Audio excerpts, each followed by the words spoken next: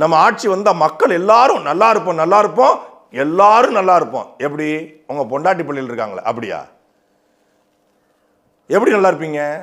என்ன நல்லா இருப்போம் நல்லா இருப்போம்? கட்டிய மனைவி பெற்றெடுத்த பிள்ளைகளை வீட்டுக்குள்ளே சேர்த்து விடாமல் வீட்டுக்குள்ளேருந்து வெளியேற்றி விட்டு, வீட்டிலிருந்து அடித்து பற்றி விட்டு, கட்டிய மனைவிக்கு பணம் கொடுக்காம பொருளாதார சிக்கலை கொடுத்து, உளவியலாக சிக்கலை கொடுத்து, வீட்டை விட்டு அடிச்சு விரட்டின நீங்க நாட்டு மக்களுக்கு நல்லது செய்ய வாருன்னு சொல்றது வெக்கமா இல்லையா ப்ரோ?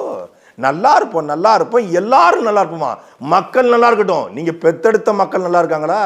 உங்க மகன் நல்லா இருக்கானா? உங்க மகள் நல்லா இருக்காங்களா? உங்க பொண்டாட்டி நல்லா இருக்காங்களா? அவதூறு பரப்பிட்டாங்களா? யாரை வச்சு? நம்மளை சுத்தி இருக்கிறவங்கள வச்சு. ஓ, உங்க மனைவியே உங்களுக்கு உங்க சுத்தி இருக்கிறவங்க தானா? உங்க மனைவியை பொறுத்தவரை உங்களுக்கு சுத்தி இருக்கிறவங்க, உங்க சுத்தி அப்ப எத்தனை பேர் இருக்காங்க? எனக்கு புரியலையே. உங்க கூட இருக்கவங்கன்னு சொல்ல விட்டு என்னை சுத்தி இருக்கவங்கள வச்சுன்றாப்ல. அப்ப சுத்தி நிறைய பேர் இருப்பாங்களோ? சுத்தி இருக்கவங்க வச்சு அவதூறு பரப்பலாம். அது அவதூறா விவாகரத்தா? விவாகரத்தே அவதூறாயா?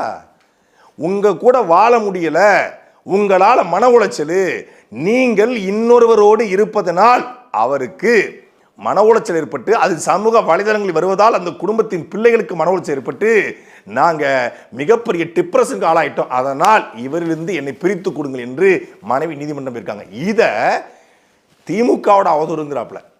நான் கேட்கிறேன், இது திமுகவோட அவதூறு என்றால் உங்கள் மனைவி சங்கீதா அவர்களை திமுக தான் இயக்குதுன்னா உன் பொண்டாட்டியவே கட்டுப்படுத்த முடியாது, நீ நாட்டை எப்படா கட்டுப்படுத்தணும்னு நான் கேட்கல, உங்க மனைவியுடைய சொந்தக்காரங்க கேட்க சொன்னாங்க. இன்னும் ஒரு வாரத்தை தெரிஞ்சிடும். ஏப்ரல் 20 ஹியரிங் வருது இல்ல, அன்னைக்கு தெரிஞ்சிடும் இது அவதூறா இல்ல நீங்க பண்ண கொடுமையா இல்ல நீங்க கூத்தடிச்ச லட்சணமா, எதனால இது நடந்துச்சு அப்படிங்கிறது. சங்கீதா அவர்கள் வர்றாங்க, கம்மிங், ஐ எம் கம்மிங் அப்படிங்கிறீங்கள, அவங்க இப்போ கம்மிங்.